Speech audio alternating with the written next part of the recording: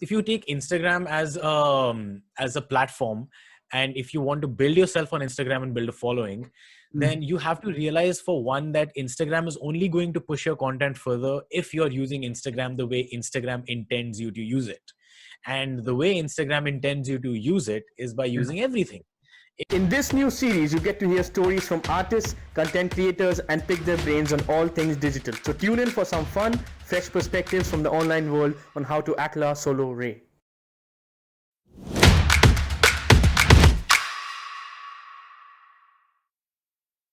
Okay, shall we begin?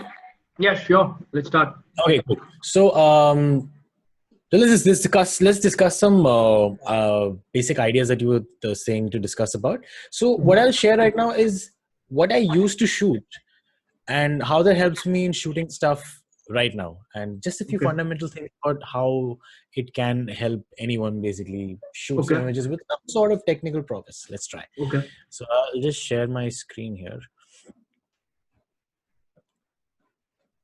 Okay, can you see? Yeah. So yeah, that's a packed folder. Is my mouse moving? Yes, it is. It is. See on the right screen then. All right. Okay, let's take some image like this. I hope it opens here. Oh god, it opened in the other one. Okay, hold on. Ooh. That's a brilliant shot, man. Yeah. Oh, thank you. So I'll just give a basic By idea the way, of how promoting my own picture here, but obviously I'm nowhere close to your professional talent. But I took a similar picture with the reflection, but not of this place, but somewhere near stadium in Singapore. I know. Did you see it? I think I know where you must have taken it, because I have a very similar shot as well. No, but what I did is I flipped it. So what you see on top is the reflection, and then so it's kind of a bit funky in some sense. But go on. That works too. So okay, so now my eyes are gonna go like here and here because the screen's different. That's cool. But as you can see, I'll just try and show with the mouse. Now, this is a simple landscape shot, nothing too jazzy going on here. This was taken in the morning, early morning in Singapore. That's what is this thing called? MBS. Marina Bay Come on. Yeah, that's the Marina Bay Sands, and then one of this is the DBS Bank area. So this comes on. This is like the far end of the Singapore skyline. This is not the main Singapore skyline, but this is, so a few technical things that we can go around talking about this image is that it's split halfway. So more often than not, there is a rule of thirds in photography. And what that means is, whenever you're taking an image, you imagine, so whenever you switch on grids, whenever you have a phone or a camera, you can switch on a grid in it, and that grid will split your image into 9 rectangles. Which means you have 2 lines going vertically and splitting the image, and 2 lines going horizontally and splitting the image.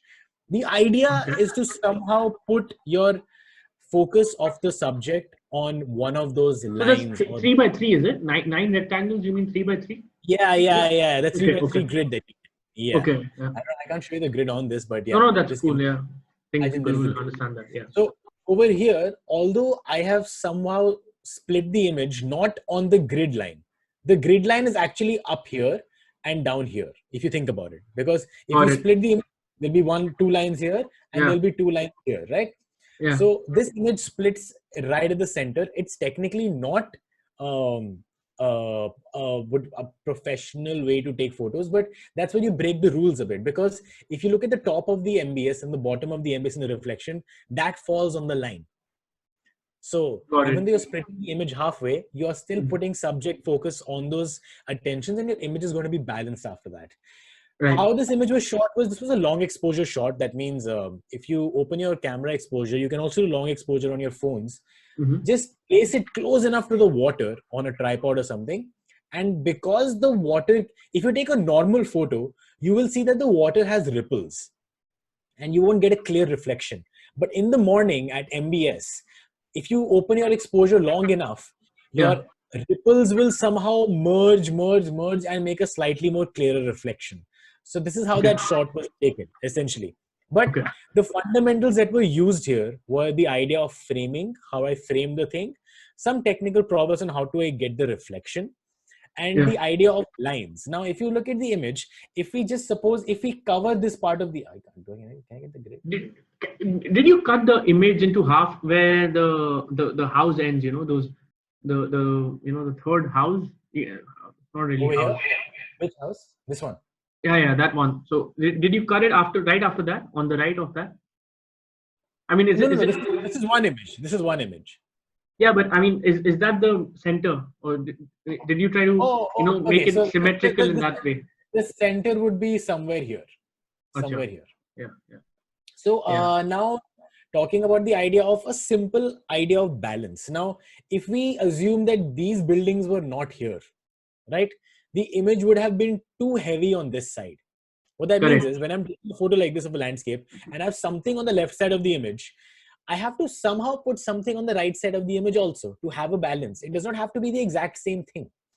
And if you look at the way the buildings are inclined, this was also taken with a wide angle lens. So stuff that's on the edges of the frame with a wide angle lens becomes a little bigger than the stuff that's on the center of the frame. So you can see that MBS is moving in downwards and the other buildings are also moving up. So that helps balance the image sort of.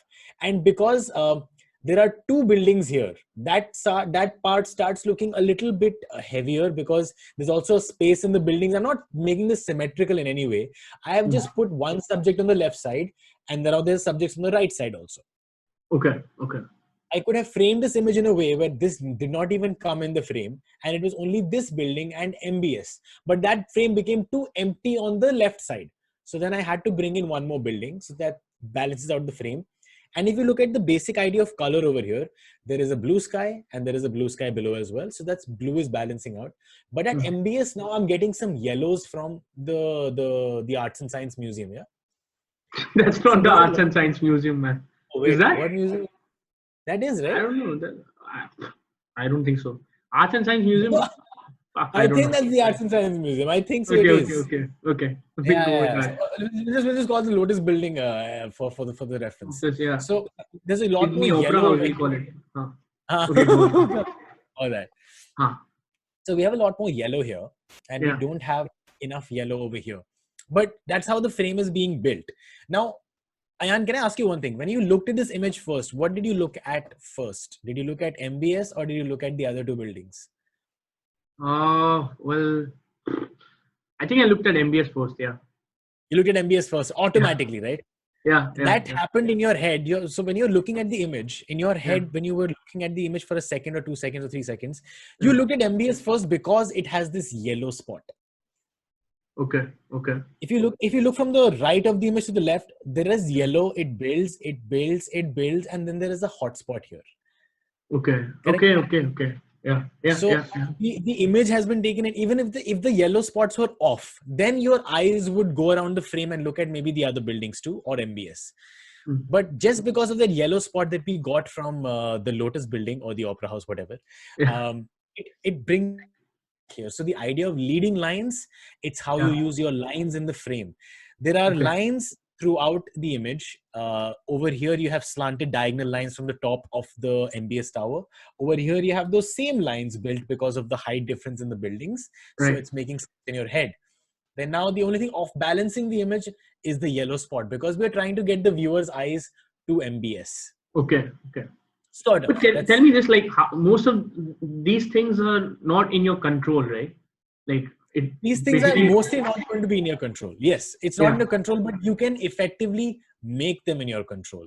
Now, if I basically just shot MBS as it was, if my image was just of MBS, like it was just this frame right here, that would mean that I'm just shooting MBS. Like, okay, it's a good image. It shows MBS, but it's not building a scenery next to me. It's like a story. Like it just shows how two skylines are sort of meeting. So, of course, a lot of things is not in control. And I'll show you another image where that kind of makes sense. Now, let's look at this image over here. This was taken at Stadium. Yeah. Oh, yeah.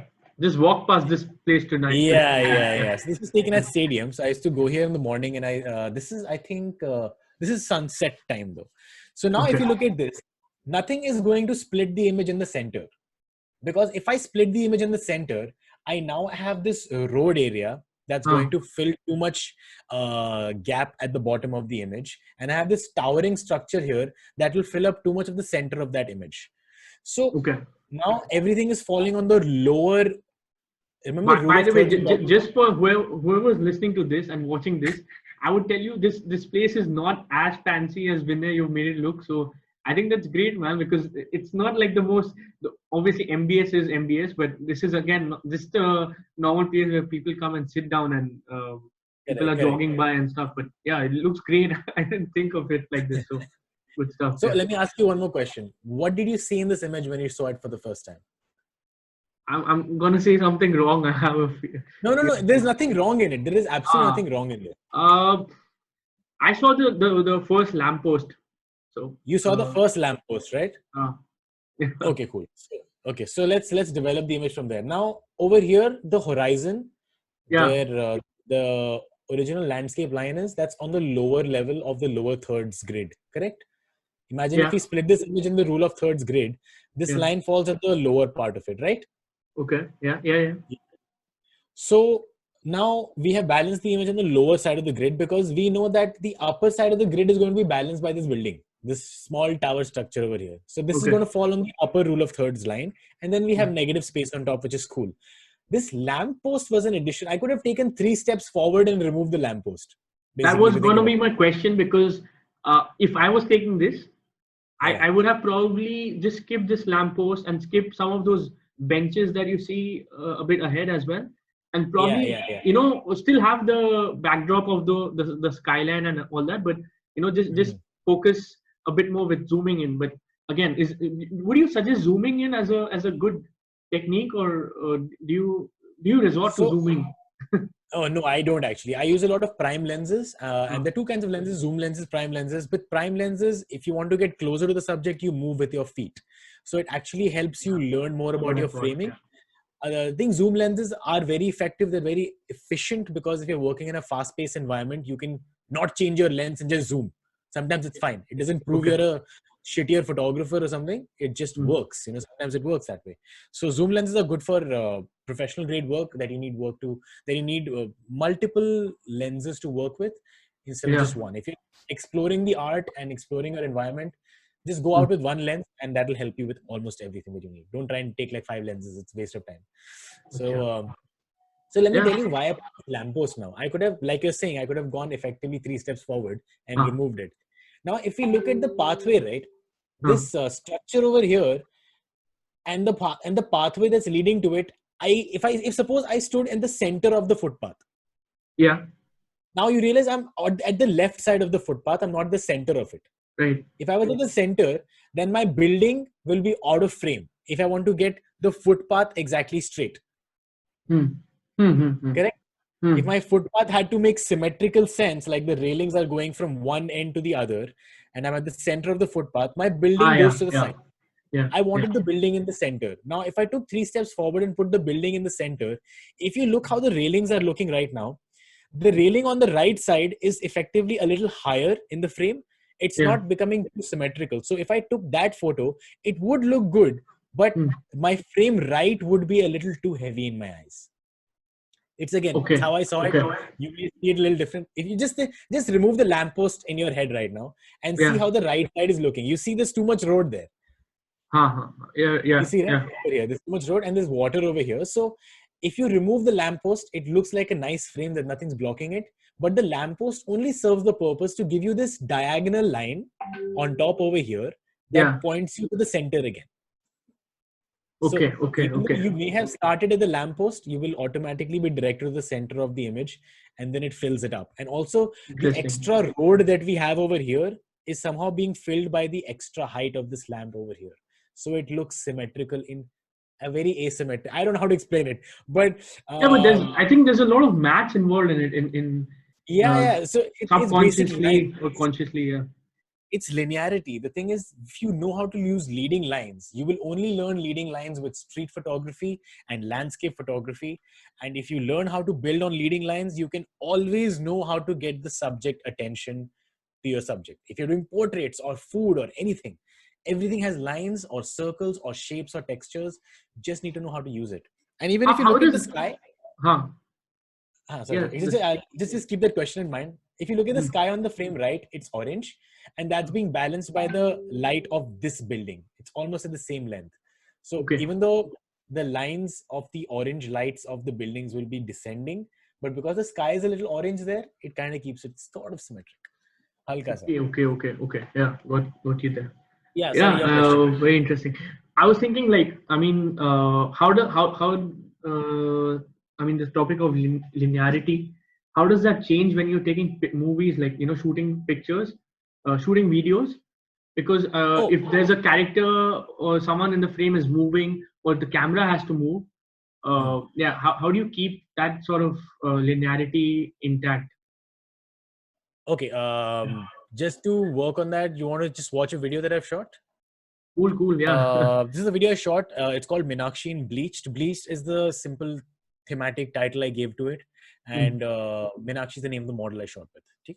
Okay. So we'll just watch a few seconds of this, and I'll tell you how I've used leading lines in all these frames. When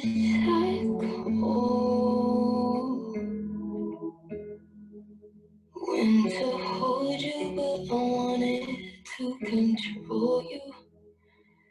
Paranoid. What's wrong with me? Why am I pointing out everything wrong with you? Let's talk about last night, who you with. Okay, so we Yeah. watched this much. So let me tell you why I called it bleach. It's because Meenakshi is the only white thing that's there in like this whole yellow colored ambience. So Okay. it's like when you bleach something, it becomes white. And I've used a mirror as a prop in this because mirrors basically help. So if you look at this frame itself, over here you have yellow because the sun's behind, but over here sun's directly behind the mirror, and over here, which is the reflection in the mirror, it's not that yellow. So you can always vary a lot of frames when you use a mirror as a prop. It's really interesting to use a mirror. So So now all the is there frames a technical adjustment you made? Like, I mean, was the actual scene very yellow in frame, or you actually changed that while So editing? I made a little technical adjustment because whenever you shoot stuff in RAW, sort of like if you consider it RAW, like you can shoot video in a very flat profile, so that when you bring it to color grading, you can get all the colors out of it, better colors out of it. It's not processed per se. Same And like which shooting an image. software are you using for this? This is Premiere Pro. Premiere Pro. Okay. Yeah. Yeah. So I use Premiere Pro for my video work. I use Photoshop for my photo work. And it works the same way. Even in photos, you can shoot raw images and JPEG images if you know. So raw images always have more details, so you can bring out more colors and stuff like that. So essentially that. So now let's just talk about leading lines here. If you look, I have there is this thing in cinema called a Dutch angle. I've heard of this. I totally forgot, but Yeah. I've read about this. Yeah. So when you look at the frame before this, let's go to say this frame. This is not a Dutch angle because it's absolutely straight. You will see there are lines that are going on the beach sand, which are kind of directing your eyes to her feet, and her reflection is here of the upper body. So it looks like a split personality going on. My idea of using the mirror was that this girl's persona is trapped in the mirror and she tries to get out of it throughout the video. Sort of. Over here also, you can see basic leading lines where the lines in the sand are directing your vision to what's happening at the center of the frame. Let's talk about another frame. Over here, you have vertical alignments of frames. And if you look at the placement of the subject, now, of course, there are basically two backgrounds here. One is the forest that is behind the mirror and the forest that's reflected in the mirror. Okay. Yeah. Yeah. And now if you see Meenakshi is over here. Now, if you take rule of thirds and you draw the grids on this video, you will see that Meenakshi is falling at the intersection over here. Where two Right at the lines middle, right? Yeah, not really middle. She's a little off center on the left wala grid line. Correct. So, your attention automatically go there. Now, how have I tried to get the viewer's attention? You see this diagonal over here that the mirror is making? Yeah. That's basically the leading line. So whenever you look at this frame, you will automatically be brought with this tree trunk. This tree trunk will bring you down to this diagonal line, which you will try and follow, and then you will find Meenakshi. Okay. Okay. Sort of. So that's how your view will be in this frame. So that's how I've used leading lines to divert your attention to Meenakshi. Of course, she's also the only white thing in the frame, so it's very hard to miss her. So yeah. Now we're talking about the Dutch angle. So a Dutch angle in cinema is an angle that's not exactly straight, but it's a tilted angle. So everything looks like it's on a diagonal. Yeah. You will see a lot of Dutch angle in who's the guy that made Transformers, man? Michael Bay. Michael Bay uses a lot of Dutch angles when he's trying to show a character's expression or something intense happening in the scene, because it shows like the world has sort of twisted. So over here, I've sort of used this idea of Dutch angle where all the leading lines are now at diagonals. Everything Okay. is at a diagonal. So you sort of focus on the intensity of her expressions and everything over here. Sort of like just So- giving you basic idea. Do you actually shoot it in a Dutch angle way, or you can actually do that while editing? You can do that while editing. You can rotate something while editing also, but if you shoot something at a Dutch angle, your perspective stays the same. Plus, it's not advisable to rotate and crop in editing unless your videos are very high resolution, because you lose a lot of quality. Because you can't just rotate the video, you have to rotate and crop it in to make sure it's still a rectangle video. Get what I mean? Okay. If you rotate a rectangle video, it won't still be a rectangle video anymore. Yeah, So you have to crop it. Okay. Yeah. So Yeah. let's watch a few more things and you'll get an idea of all the leading lines. So over here, it's a basic color balance. So she's the white thing over here, and I've reflected that with a white thing in the mirror. Basic. Everything else is linear. All the tree lines are absolutely straight throughout the frame. And I've just color balanced over here, so you follow what's happening basically. And the mirror was there, or again, is that placed on editing? It's placed. No. I took a mirror there. We took a mirror, we fitted into a car, and we took it to shoot over there. Okay. Yeah. It's a Okay. prop that was used in the shoot. All of these questions, criticizing you, bring out the worst in me. So over here, as you can see, there are some foreground elements. Like you see some out of focus elements over here, the plants. Yeah. Yeah. And then there's, of course, stuff that's in the background. So always using out of focus elements in the front or in the back adds depth to your image or your frame. So you, instead of just shooting stuff that's in front of you, you can always put something little close to the lens and add some depth. So you get to have an So idea. do you always resort to that? Because I really like taking pictures and videos. Like for me personally, I would love that, having something which is out of focus, right in the front or at the back. I think that really, in a way, it, as you said, it adds a lot of depth and a lot of character to the picture. So I always use that. In a photo, you can add it, but it should be added much more. You can't have this much. Like over here is an autofocus element. Imagine if this was a photo I took. People will be like, what is this brown shit in the sky? So because if you watch it in a video perspective, you know that it's a plant that's moving. So it adds more effect. But if you do this in photography, you have to do it more cleverly. So whatever's in the front should not distract from the image. It should add depth to the image actually. Yeah, it should probably not be right at the center where the main character is anyway. So yeah. So we'll watch like maybe like 2-3 more seconds of this for one more frame, and then I'll go back to showing some portraits that I've shown. Problem with you that I can't get you off my mind, and I think about you all the time. It's your fault that I don't feel right. Problem with you. So what you saw there was a match cut, sort of.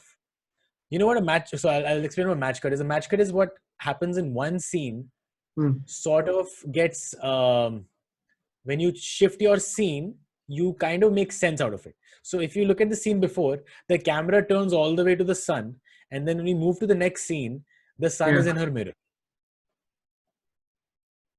So okay, interesting. I'll show you the whole thing again. Fault that I don't feel right.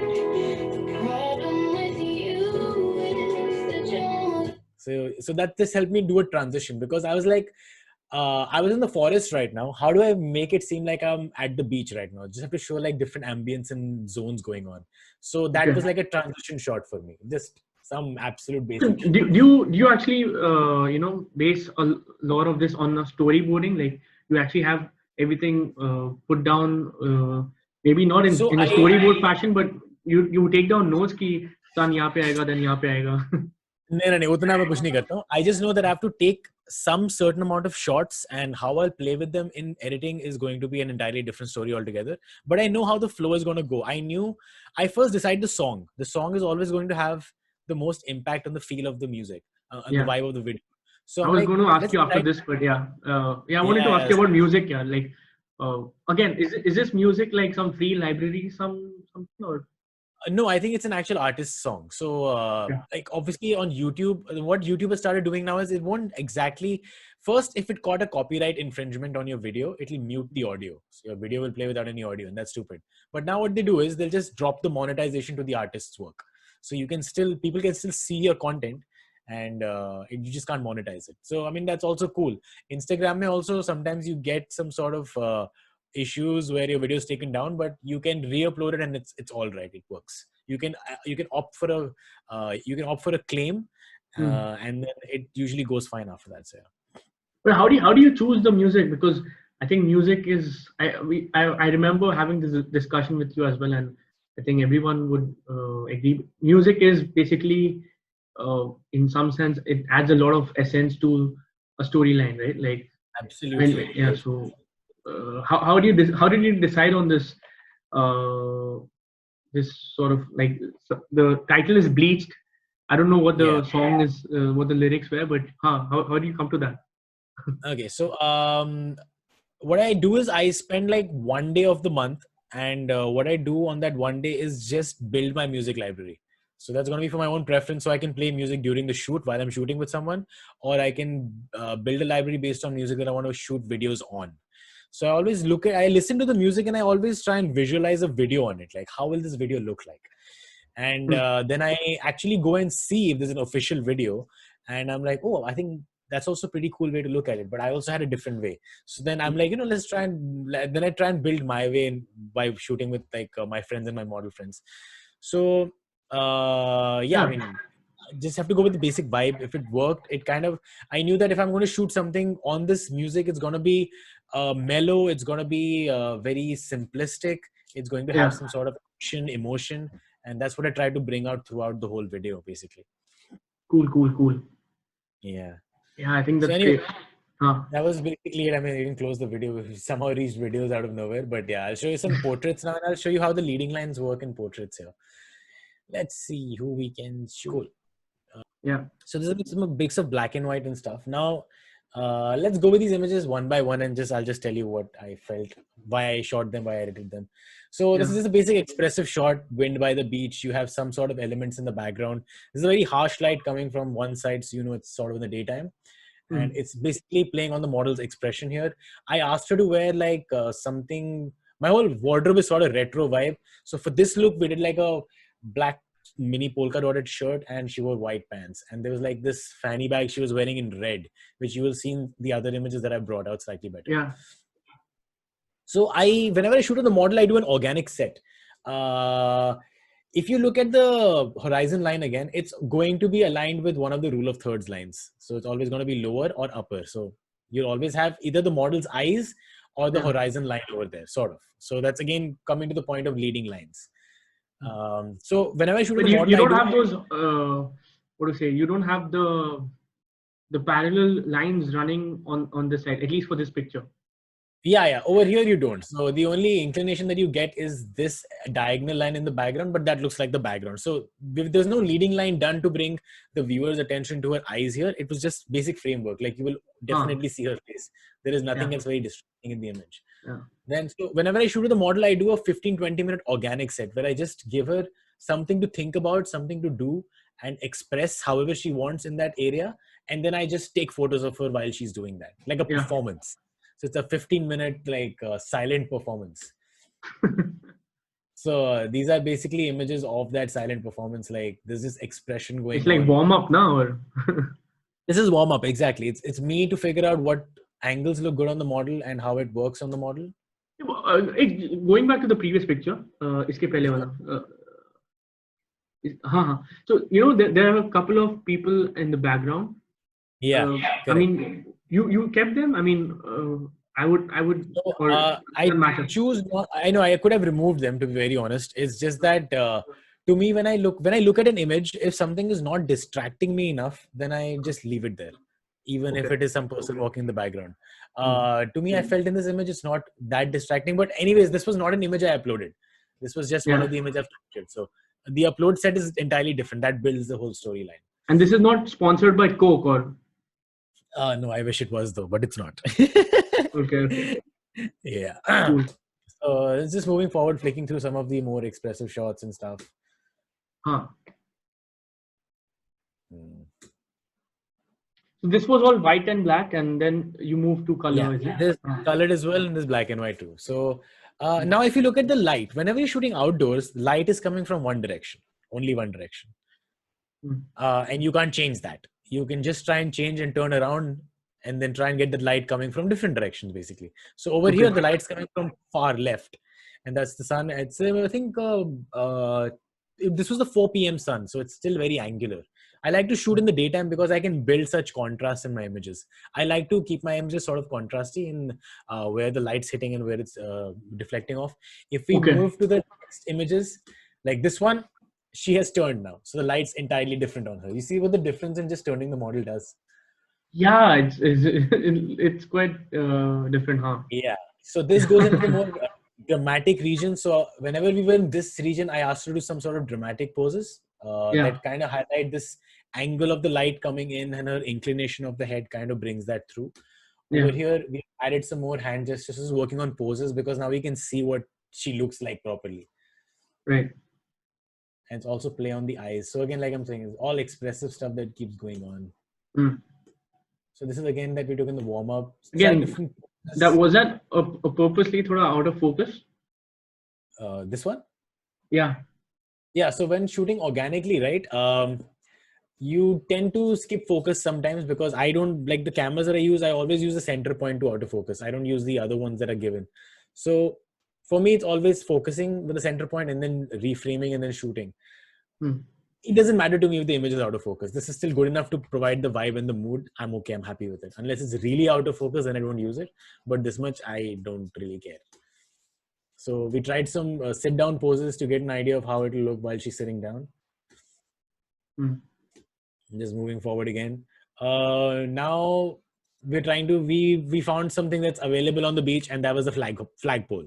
So like, how can we use the flagpole to balance color? Now there's red on her and there's red on the flag also. Yeah, and you got a bird as well in the first picture. Huh? Did I? Oh yeah. Yeah. Nice. So birds are an additional bonus when shooting on the beach. Yeah.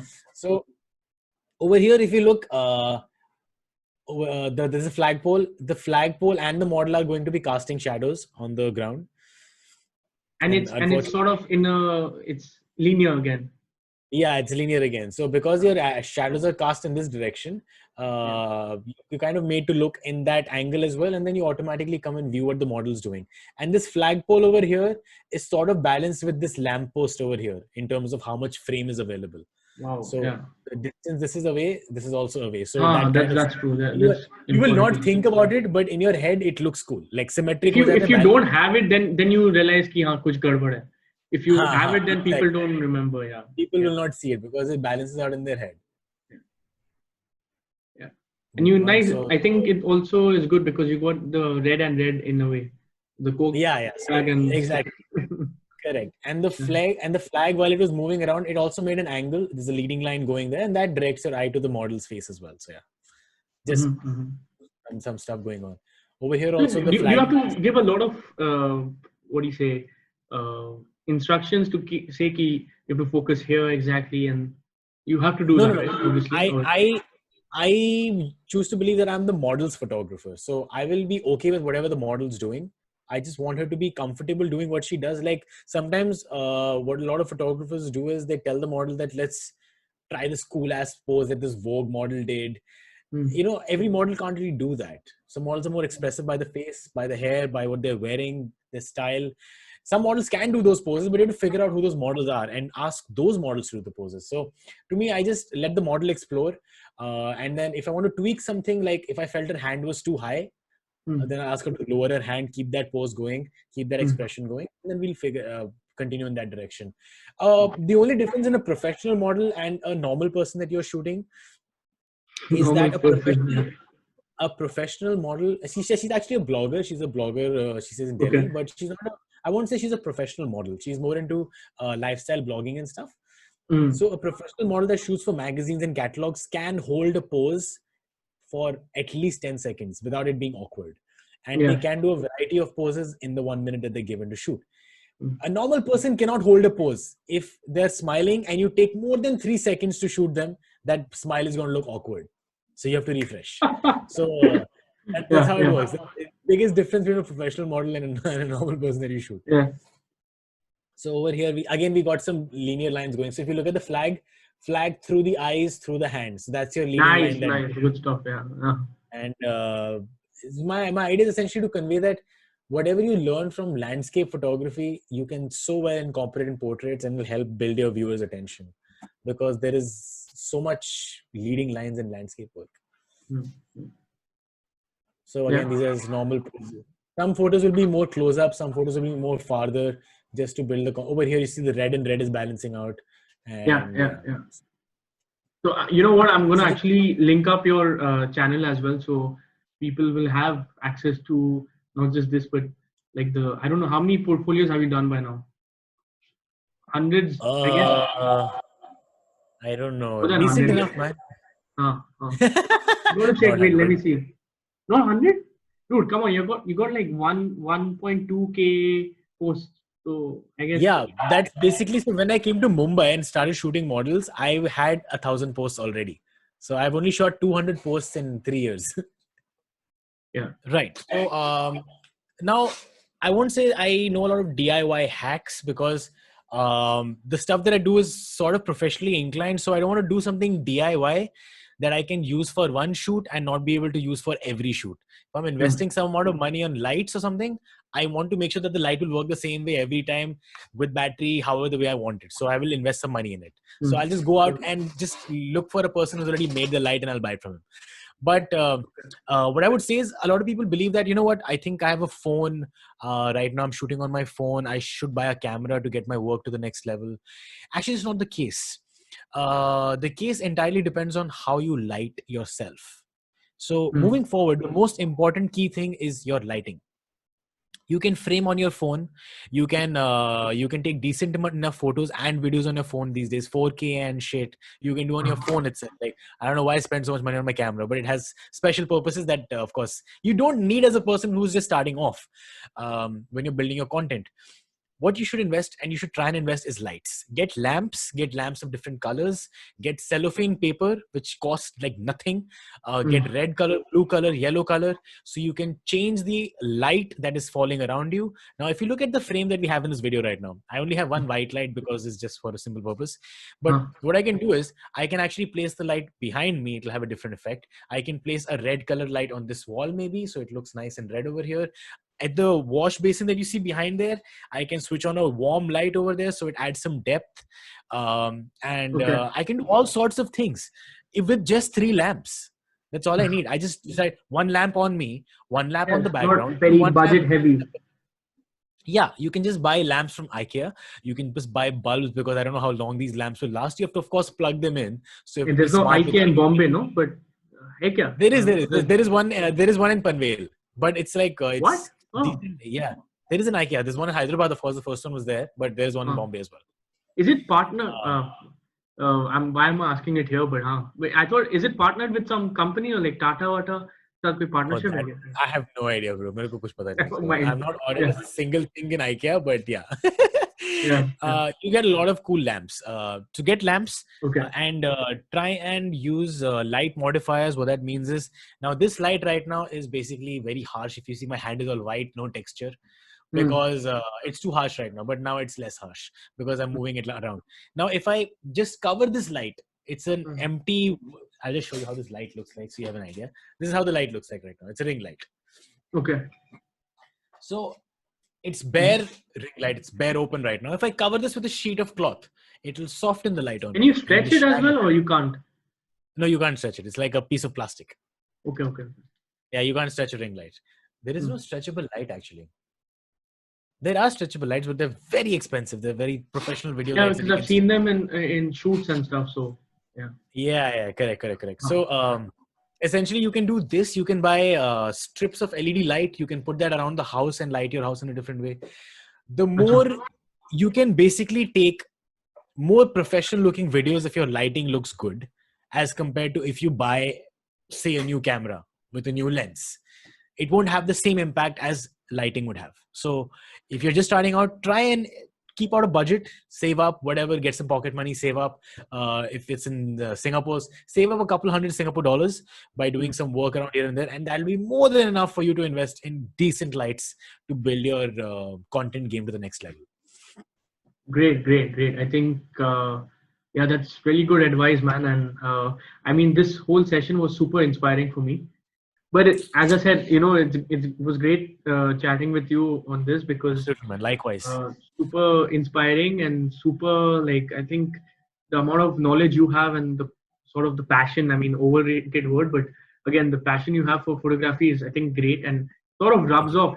I saw it in the live as well. It's got a super nice vibe going when you with the people you were chatting with. So it's great. And hopefully with this, it's something that useful to whoever's tuning in and listening to this, and they can probably get started on this sort of professional photography journey if they do. Cool, man. That would be helpful. Like, for me, my aim is not to become the best photographer in the world. There are already people trying to do that. That's cool. I just want to make sure that the more the people that I can talk to, I can get them to take photos every day. That's it. Like, that's what's important. Yeah. And I think you did. With I hope you take a photo tomorrow. I will. I'll send you something. Yeah. Hopefully we can do something similar again at some point, if this gets some sort of attraction. Yeah. Anytime. And, have a good week ahead, man. Yeah. I'll talk to you. Sure, man. Pleasure. Same back to you. Please stay safe. Please stay cool, and we'll definitely do this again sometime, man. This was really fun. It was actually good insightful stuff we talked about. Yeah. For me especially. Yeah. So, yeah. Alrighty. Chalo, have your dinner, man.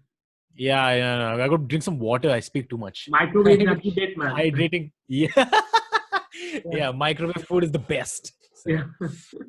Enjoy. Chalo. See you. Bye. Okay. All right, bro. Take care. See ya. Bye. All right, guys. So that was it for the day.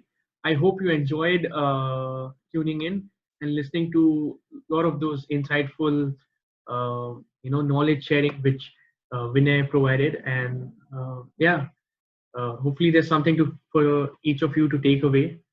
And we'll be back next week with more stuff to talk about from different sort of content creators and artists. So see you soon.